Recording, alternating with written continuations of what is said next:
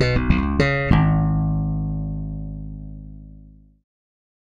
up, guys? It's Jake. It's January 6th or 7th, I think. Maybe 6th. I don't know. I can't keep track. It's the first video of 2019. I'm not very motivated. I'm a terrible person when it comes to motivation, and I have 1.3 terabytes of footage that I recorded in 2018 that I never edited or uploaded. That's how much footage I have that just, it gets recorded, videos are made, and then I never actually do anything with it once I have the footage. It's not something I'm excited about. It's something that bums me out, and I don't know how to change that fact. I have like 490 gigabytes of stuff from 2017 that I recorded that I never edited either. That's such a tough thing to deal with. 2018 was a different year for me. In 2018, I played a little bit of music with a metal band that I was in, and for one reason or another, nothing against those guys whatsoever, but I decided to step away from that, and I'm not involved with that anymore. So 2018, I barely played any music whatsoever. I'm not currently in a band. I didn't record any music in 2018. I didn't make anything or go anywhere or do anything musical, and that's it's a departure for me because 2017, 16, 15, those were all really busy years for me musically, and this isn't the first time I've taken a break from music. I took 6 years off from playing in music, playing in bands and stuff, before I joined Zane Run in 2015. That was a long time. And for one reason or another, I just didn't play music for 6 years. And when I got back into Zane Run, I got really into it. And my thing is, I don't play in bands and stuff as just sort of like this wishy-washy, fun, happy-go-lucky thing. If I'm going to be in a band, I'm going to give it my all. I'm going to put time into practicing, getting really, really solid on my instrument. I'm going to work at learning the songs and crafting new songs and building a solid presence on social media, and developing relationships with other bands, with maybe promoters, and like in Zane Run, we were all really, really hard workers when it came to trying to get endorsement deals and things like that. And we got endorsements with, I got endorsements with Warwick, with Mesa, with Joyo, Levy's. We had JH Audio, several others. But that was all part of just being willing to do the work and try to make this stuff happen. And that's just how I am when I'm in a project. I just push and push and push to make everything as good as it can be, and I get really passionate about it. I take it very personally, and sometimes that can end up becoming a detriment to the overall atmosphere of the band, because inevitably, at least in my experience, not everyone in the band is going to be on that same page. Some people do it just for fun, some people have different ideas of what they want out of it and things like that. And for me, I just feel like if I'm going to be creating music, I owe it to the music, I owe it to the other band members, I owe it to the people who are paying to listen to us, people coming to shows, people buying records, whatever. I feel like I owe it to all of those people to give it everything I have. And if you're not willing to do that, then that's when we end up butting heads, and I have trouble dealing with people who I feel like are not putting in the effort that I feel like the band requires, or what is owed to the actual music. And so anyways, I have a tendency to pull myself back from the whole scene of playing music because it is so intense for me, and it's nice to have a breather of 6 months, a year, 2 years, whatever, to just sort of not be in that super focused, super driven mindset. The flip side is that because I wasn't playing music, I was able to kind of focus on some other things. I bought my first motorcycle since 2015. I sold my street bike in 2015 to help come up with a down payment for my house, and I hadn't bought another bike since then, and so I hadn't ridden really since then. I ended up buying a 2017 KLR 650 back in July and fell in love with it, fell in love with adventure riding and the whole dual sport thing, and I went exploring and found places I never knew existed around my area. I explored all over my county and the surrounding counties. I put about 4,000 miles on that bike from the beginning of July up through Thanksgiving. Had some tremendous experiences, met some really cool people, and did a lot of motovlogging. which obviously you can see on this channel. And I had a really good time. I mean, a really, really good time. I really enjoyed that bike. I had a lot of good things to say about that bike. There were definitely times where I appreciated the fact that it was more of a simple machine and I could just get on it and go, and I didn't have to worry about things like, you know, super complicated electrical systems and things like that that could potentially fail at any time and give you problems. I liked the idea that it was just a dead reliable machine. You could get on it and go, whatever. But on Thanksgiving, I was coming back from my parents' house where I had Thanksgiving dinner, and somebody pulled out right in front of me on a back, you know, not a back road, but on a country road. And, you know, the speed limit on the road was 55. And luckily I had slowed down to about 35 or 40, but they pulled right out in front of me. I hit them, totaled my bike. Luckily I didn't get seriously injured or anything, but it was definitely a huge hit to what I normally did on a daily basis. And you know, went through the whole insurance process and all that kind of stuff, and had some issues where I got my shoulder looked at, and it's just sprained, and it's going to be fine over a few, you know, after a few months.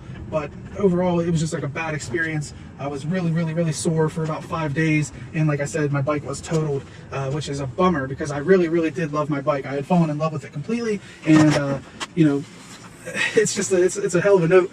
I really kind of felt like I might have that bike for the rest of my life. It was just one of those bikes that, you know, it was cheap enough to own, and I felt like I would never really need to get rid of it. I could just keep it, even if I ever bought another bike or anything. I'd just keep that in the garage, and now I can't. So that was a huge, I guess, turning point of the year. But luckily it was heading into the winter, so it was getting colder. I wasn't able to ride every day anyway, and because the insurance company was really good to deal with and helped me out a lot, I was able to replace that bike with a Triumph Tiger 800XC, which so far I've only ridden it a couple times because, like I said, it's winter, but it's a really nice bike. I think I'm going to enjoy it a lot. There's definitely some pros and some cons to that bike over the KLR, which I will be discussing in videos. I have a lot of videos I want to make with the Triumph, a lot of comparison videos. You know, there's a lot of things I want to do in 2019, but I just haven't had the chance to ride that bike enough and get all my motovlogging stuff set up. I had to get a new helmet, I had to get, you know, new gear, I had to get a new camera because all of that stuff was destroyed in my wreck. And I've just now, you know, I've got the camera, which is what I'm using now, you know, new GoPro, and I replaced my Arai XD4 with another of the same helmet, but I have to, you know, refit all the mounting and all that stuff for the camera. And I'm trying to figure out a way to mount a power bank onto my helmet so that I can not worry at all about camera or battery life. And I got a new microphone set up. I got a new mount set up for the front of the helmet instead of the side of the helmet. There's just a lot of things I got coming up that, you know, I'm going to be kind of revamping the way I make motovlogs and the way I make videos on my channel. And I'm also in the process of pricing out a new computer. So my old computer is, you know, is about 4 years old, 3 years old, something like that. It was a $400 computer I bought from Walmart like 3 or 4 years ago, and it has been absolutely amazing. It's been an awesome computer. It's just a cheap Acer desktop. I have no ill will toward that computer. I have nothing bad to say about it. It's been awesome. For the money I paid for it, I got my money's worth out of it 1,000 times over. But it does struggle to edit video. It struggles to render video. I mean, if I make a video that's 10 minutes, it'll take my computer like 2-3 hours to render it, and that's just that sucks. You know, importing video and editing them and stuff, even using proxies, it's really not great. So it's a struggle. I think that I would make more videos and put more videos out if I had a more smooth workflow that was a little more efficient. I'm not the most patient guy. When I sit down at the computer, I want it to just work, and my computer does everything I ask it to do. It's just not the greatest video editing computer. It doesn't have a video card in it or anything like that. It's just a bare bones computer. But like I said, I cannot say an unkind word about it. It really did everything I asked it to do, and I was able to put out a lot of content with that computer. I just think that, you know, once I get a new machine that maybe has a little bit more horsepower, I'll be able to kick out stuff a lot more commonly. I'd like to get on some sort of schedule where I'm uploading a little more regularly, you know, whether it's a Monday thing or whatever it is. I just want to be able to put stuff out with a little more regularity, so possibly I could grow this channel a little. I don't have any aspirations of having 1 million followers or anything like that, but I do think it would be cool if I could, you know, do some more networking with other channels and stuff like that. Speaking of that, there are some people that I follow, especially KLR people, and one of them is Rob Rides Carolina, and he makes some great content. I love his videos. You know, he has good audio. There's a lot of things about his channel that I like, and I'm trying to sort of figure out a way to do some of the things that he does in terms of his setup and everything, because I like the way his videos come out. He actually gave me a shout out on his 3x3 challenge, and he asked me to do a 3x3 challenge video, and I really want to, and I've been thinking about it, and I've been trying to come up with a time when I can actually make one. I would love to do it on the bike. I would love to do that. It's just, it's winter and it's in Ohio and it's cold, and you know, like right now it's a nice day, it's like in the 40s, but like I said, I don't have everything mounted up on my camera yet, or on my helmet. I don't have everything ready to go to do moto vlogs yet, and you know, I haven't forgot about you, Rob. I will do a video, and I do appreciate it. It meant a lot to me that you thought of me to recommend my channel to people, and to you know, invite people to check me out. And I love that you challenged me to do this, and I haven't forgotten about it. It's just it's the wrong time of year in Ohio to be making a motorcycle video. I may end up doing it just, you know, like this, sort of in the car or at home, and you know, I've been thinking about which things I'm going to do and what I'm going to talk about and stuff like that, but I didn't want you to think I forgot about you. I really appreciate it that you put me in the video, and like I said, until I make the video, people, just go check out Rob Rides Carolina. It's awesome. He makes some great content, and he rides a KLR, and that's cool. Like I said, I don't have a KLR anymore, so I'm feeling a little bit, I don't know how to say it. It's like, I feel like I got traded. I feel like I'm a sports, you know, an athlete who got traded from one team that I loved to another team, and now it's like I'm not part of that anymore. You know, I'm active on Reddit, and the KLR